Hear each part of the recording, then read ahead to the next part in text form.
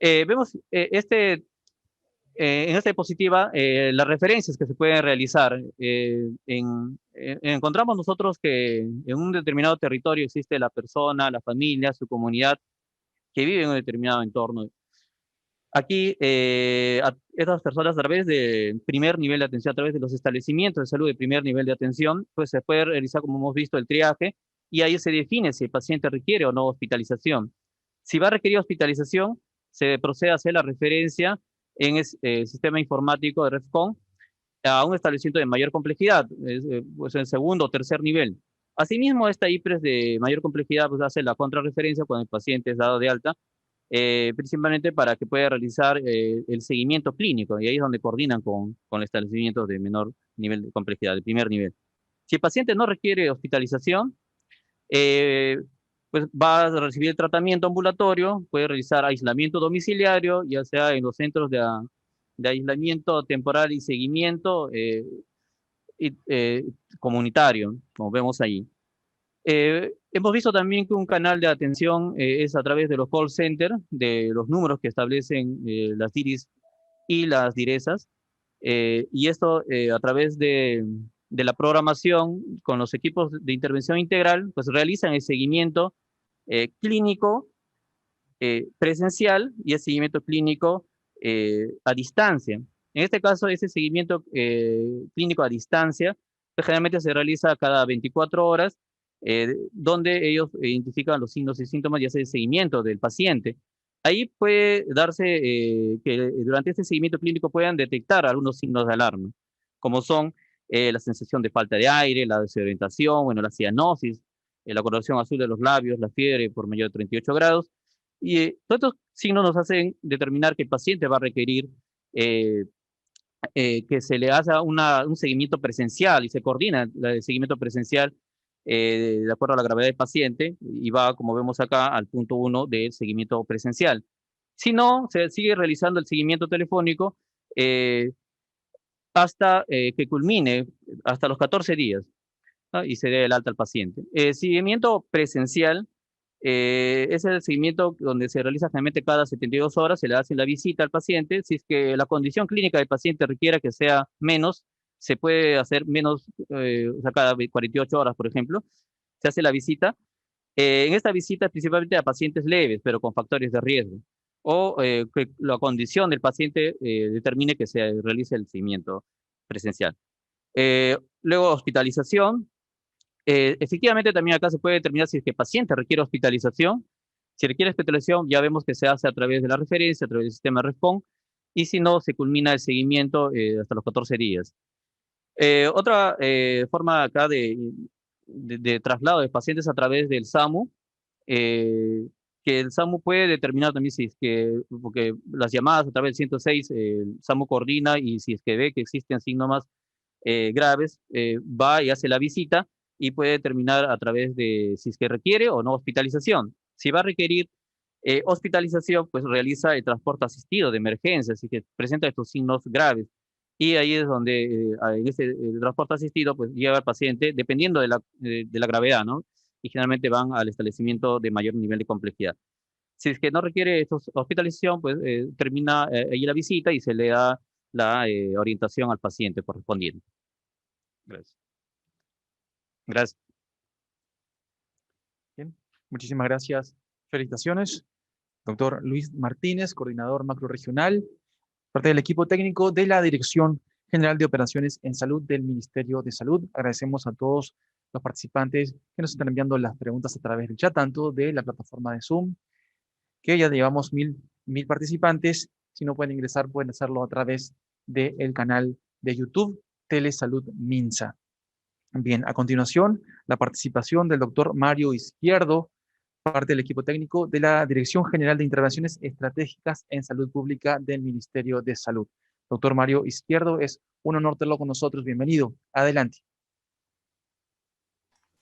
Muchas gracias. Un saludo especial a todos los amigos a nivel nacional, a todos los colegas que nos escuchan el día de hoy y que permiten a través de este espacio poder seguir fortaleciendo algunos conceptos preexistentes y que ya conocemos, para el trabajo en el primer nivel de atención de cara a continuar con la implementación de la norma técnica de salud 171, MINSA 2021, norma para la adecuación del primer nivel de atención. Continuamos, por favor.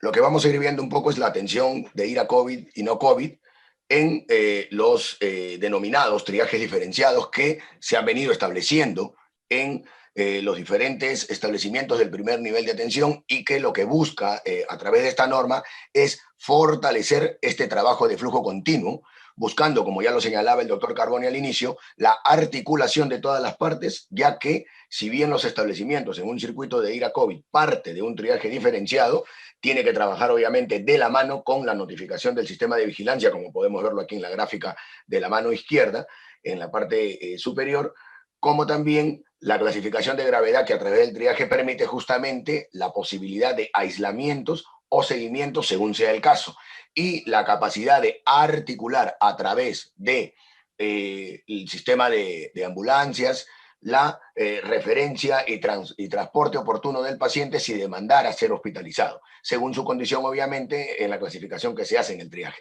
Pero esto solamente va a ser posible si es que organizamos en el territorio esta articulación y todas las alertas están encendidas. Dígase, establecimiento del primer nivel en articulación con el del segundo nivel o con el del tercer nivel y en coordinación sobre los posibles casos que pudieran llegar tras clasificar en el triaje. O en su defecto, dar el soporte necesario en el establecimiento en la medida en que pueda disponerse del espacio para la referencia inmediata. Y si se tratara de casos leves, el aislamiento a través de los centros de aislamiento temporal que han dado un muy buen resultado en la primera ola del COVID-19 como espacio de contención y de reducción de la cadena de transmisión de casos, debido a que muchas personas hay que sensibilizarlas y educarlas sobre la necesidad importante de aislarse para romper con los focos intradomiciliarios, ya que un caso en el domicilio, por más que muchas veces trata de tener todo el cuidado y las medidas de atención para aislarse, puede generar un foco potencial de nuevos casos en el domicilio, y más aún cuando se trata de personas en el domicilio que vivan con pacientes de riesgo. En el caso de los circuitos de atención no COVID, importante tener en cuenta de que esto busca la continuidad y el seguimiento justamente de los pacientes que tengan alguna comorbilidad, alguna condición de riesgo o que demanden algún cuidado continuo de su salud, que no debe de interrumpirse y que hemos venido retomando con mucha fuerza desde el mes de septiembre hacia adelante, con mucha más fuerza de repente, debido a que hubo una relativa baja de la pandemia. Aún habiendo nuevamente, como bien lo ha señalado la señora ministra, estar inmersos en una segunda ola, no debemos dejar de trabajar estos elementos protectores, como son las intervenciones de salud individual y de salud pública, que permitan seguir protegiendo a esta población también vulnerable, niños, niñas, adolescentes, gestantes, adultos mayores, como grupos priorizados, obviamente, en este circuito de atención no COVID. Continuamos, por favor. Aquí lo que se hace es un panorama más amplio del circuito que ya anteriormente habíamos descrito con respecto al circuito de atención de ir a COVID. Muchos establecimientos tienen bien diferenciado esto. Es importante redundar en el fortalecimiento de la vigilancia epidemiológica, como también de la vigilancia de higiene y bioseguridad. Muchos casos se han dado de contagio y de infección del personal de salud por el uso y disposición final de los equipos de protección personal. Por ello, la importancia de que este circuito esté bien diferenciado y se establezca con un nivel de vigilancia. Un personal del turno que sea quien vigile que la disposición final de los equipos de protección personal sea de manera adecuada y que la colocación sea de igual manera, ¿no? Es natural que en el proceso de aprendizaje todo el personal hemos pasado por ir aprendiendo a hacer la utilización de estos equipos de protección personal debido a que no formaban parte de nuestro quehacer diario. Sin embargo, creo yo que hay una experiencia ganada importante que puede permitirnos ya minimizar estos errores para que funcione bien este circuito. Continuamos, por favor. Esto es un poco la desagregación también del circuito de atención no COVID que ya veníamos señalando, que justamente es uno de los aspectos que de alguna manera, más por indicación interna de algunos establecimientos, se vio suprimido, pero que nunca se indicó desde el nivel central, obviamente, cerrarse y que hoy vuelven a tomar fuerza, debido a que garantizan, reitero, el mantenimiento del cuidado continuo de la salud de la población que se descarte que se tratara de casos COVID y además que requiere otros cuidados, ¿no? Entonces aquí no voy a ahondar más porque está ya descrito en la lámina inicial que explicábamos. Continuamos, por favor. Aquí sí es importante detenernos un poco en los aspectos relacionados al seguimiento clínico de pacientes COVID. Debido a que este seguimiento clínico, si bien ya lo venimos realizando también desde hace mucho tiempo y ahora buscamos potenciarlo y fortalecerlo porque garantiza la real contención en el domicilio y en los establecimientos del primer nivel para que el paciente no tenga que llegar a buscar una ayuda o un hospital de segundo o tercer nivel cuando éste no lo requiere todavía porque el médico ha valorado. Importante en el cuadro naranja que vemos sobre seguimiento clínico, valorar el censo y seguimiento de contactos. Cuando hacemos el seguimiento del paciente, importante mapear y monitorear a cada uno de los contactos, con la misma especificidad y acuciosidad que vigilamos al caso, porque podríamos estar frente a un nuevo caso, que obviamente al ser contacto y convertirse en un nuevo caso, tendríamos que valorar la necesidad del seguimiento tanto presencial como el seguimiento a distancia. Seguimiento presencial que lo hacemos con una frecuencia de cada 72 horas, o como también señalaba el doctor que me antecedió, si el médico considera que debiera hacerse de manera más continua que en un intervalo menor a 72 horas, será criterio de él tener que hacerlo. Pero este seguimiento más cercano permitirá actuar de manera inmediata en consecuencia cuando el paciente tuviera un deterioro de su salud o una progresión negativa de su salud, ¿no? Si presentaría algún signo de alarma, inmediatamente su referencia. Y ahí nuevamente viene la articulación con el inmediato nivel superior, así como también con los sistemas de urgencia móvil para poder ser trasladado vía ambulancia. O sea, ¿de qué estamos hablando? De una articulación importante, como lo señalaba el doctor al inicio de la presentación, en el territorio. Es clave que todos en el territorio se sienten a articular y que se sienten a determinar cuál va a ser el flujo correcto en el marco del cumplimiento de la normatividad que existente. Y en el caso del seguimiento clínico a distancia, que ya conocemos, con una frecuencia de diaria, ¿no? Vía telefónica, monitoreando tanto al paciente como a los contactos. En esto, cada vez se suman más los profesionales de la salud que por alguna condición ellos no pueden estar haciendo trabajo presencial, pero que sin embargo, a pesar de no estar haciendo trabajo presencial, realizan el seguimiento. Continuamos, por favor.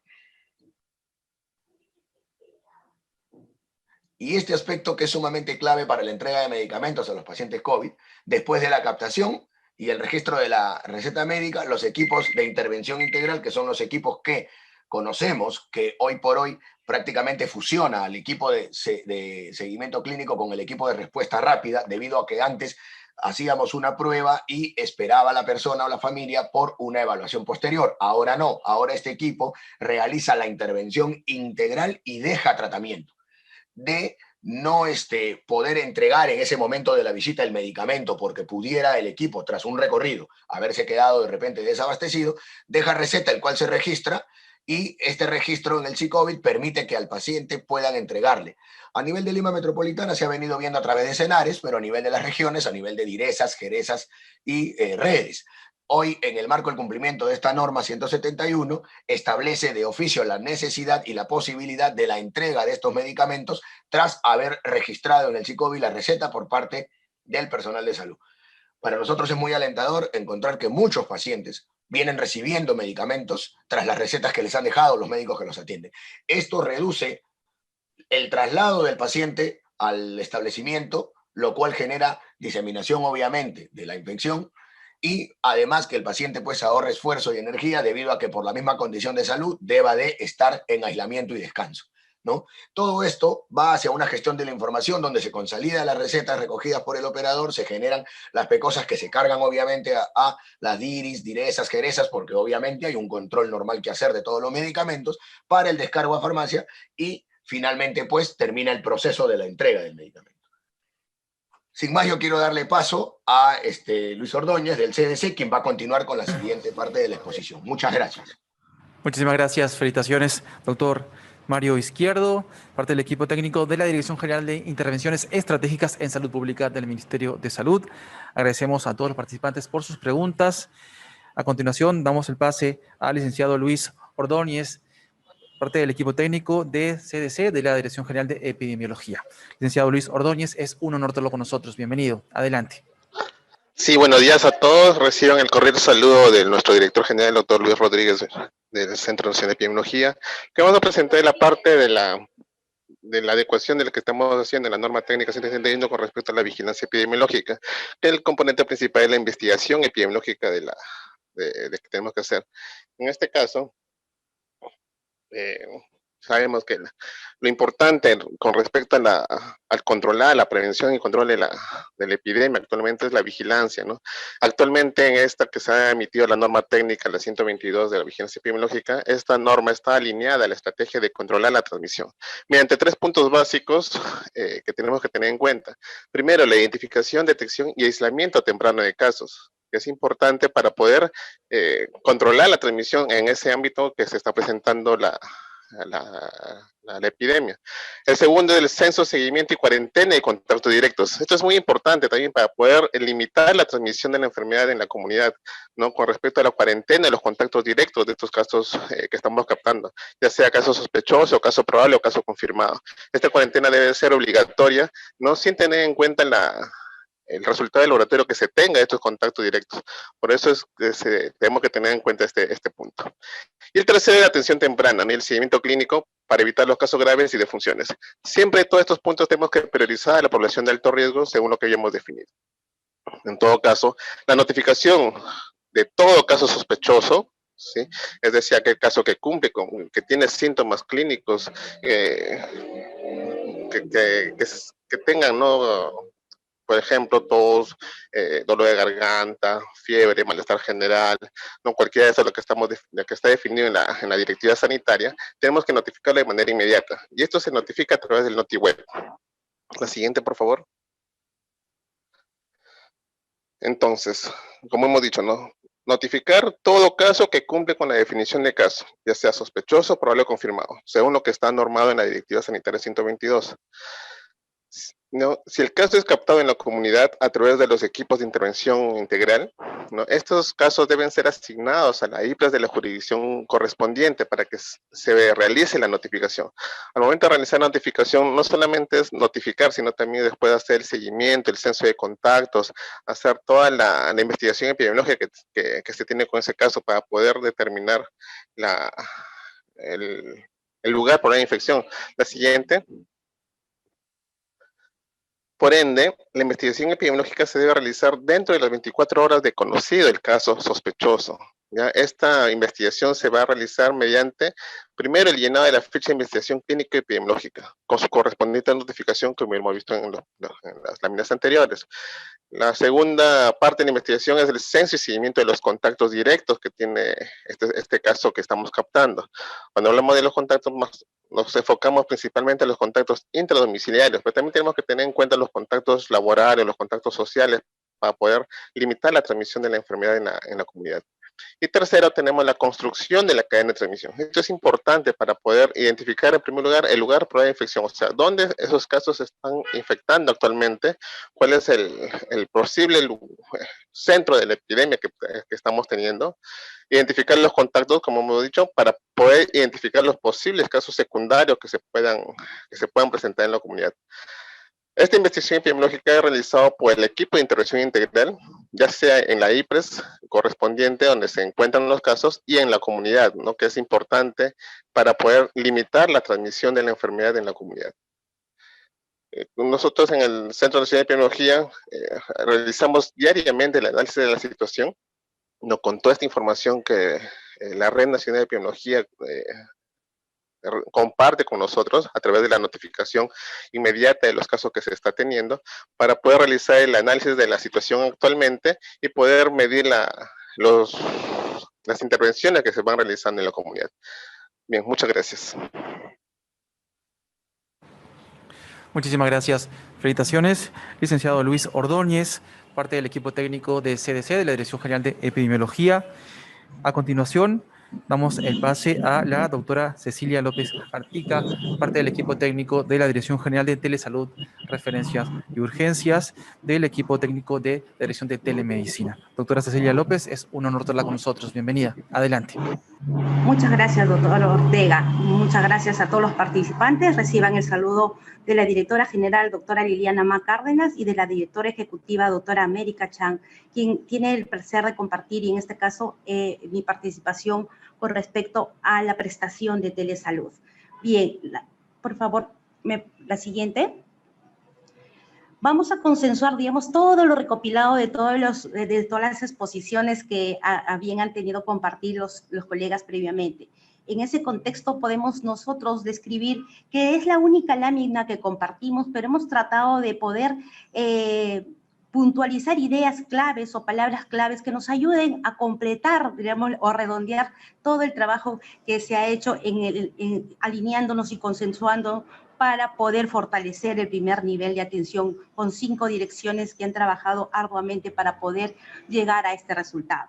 Bien, en ese contexto vamos a identificar la parte de organización, la parte de roles, la parte de determinación de procesos de circuitos, que nos ayudan un poco a contextualizar los objetivos específicos que tiene esta norma. Si nos ubicamos en la parte de organización, que es adecuar y ordenar los recursos y funciones de procesos en la búsqueda de lograr los objetivos sanitarios con un análisis de determinantes o un análisis de las necesidades que tiene la población, podemos puntualizar específicamente la atención de telesalud y si hablamos de la prestación de telemedicina, que es una provisión de servicios de salud a distancia utilizando tecnología, información y comunicación, que es una modalidad de atención que existe, teniendo en cuenta la confidencialidad, la integralidad y la disponibilidad de toda la información que nosotros accedemos o que el personal de salud accede con respecto a los datos de los pacientes o de los usuarios.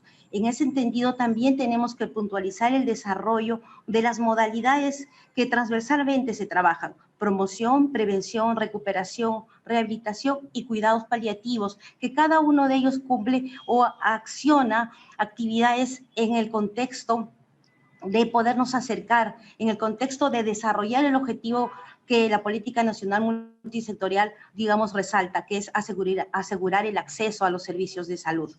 Asimismo, también podemos identificar los roles de la persona, la familia y la comunidad. Si hablamos específicamente del servicio de telesalud, telemedicina, y ubicamos a la persona, familia y comunidad, podemos identificar que dentro de la norma se desarrolla la parte de contención, la parte donde nosotros enseñamos a la comunidad de que controle su salud mediante un autotriaje, un automonitoreo, donde enseñamos a las personas a que identifiquen los signos de alarma, diagnóstico que podría ayudar al límite entre la vida y la muerte, entre los signos de alarma que pueden ser solucionados en los domicilios con aislamiento, y cuando ya identificamos que tiene otro nivel porque ya la complejidad o la enfermedad está avanzando y los signos de alarma ya están dando un nivel avanzado de gravedad. En ese contexto nosotros podemos definir como un desarrollo de un autocuidado que necesitamos incidir en la población y específicamente en la población del primer nivel.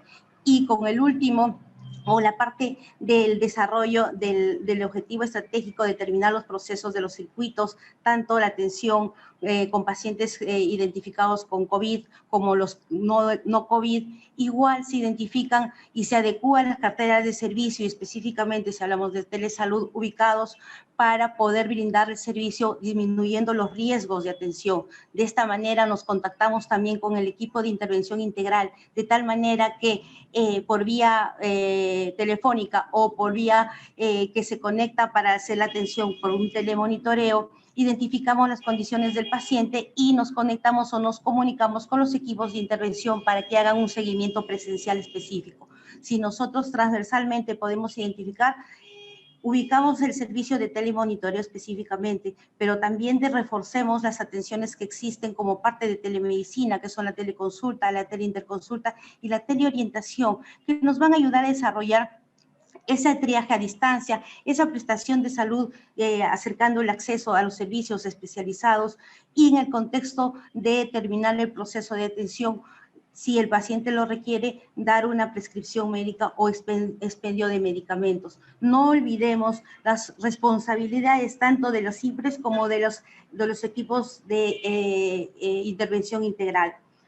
IPRES, puerta de entrada, adecuar los servicios, cuentan con cartera, delimitan los sectores sanitarios, organiza y programan turnos, brinda las prestaciones, promueven la gestión de la participación ciudadana y la investigación epidemiológica, que es importante porque con esto nosotros tomamos decisiones y los decisores también pueden obtener resultados más eficientes y a temprano estadio de gravedad si es que hablamos de los pacientes. Y no olvidemos que el equipo de intervención integral, como parte de sus responsabilidades, tiene que identificar y realizar sus prestaciones, la atención de soporte, el manejo sindrómico, brinda sus cuidados integrales, realiza la atención remota, y aquí puntualizo y subrayo este acercamiento que tenemos con la población usando la tecnología.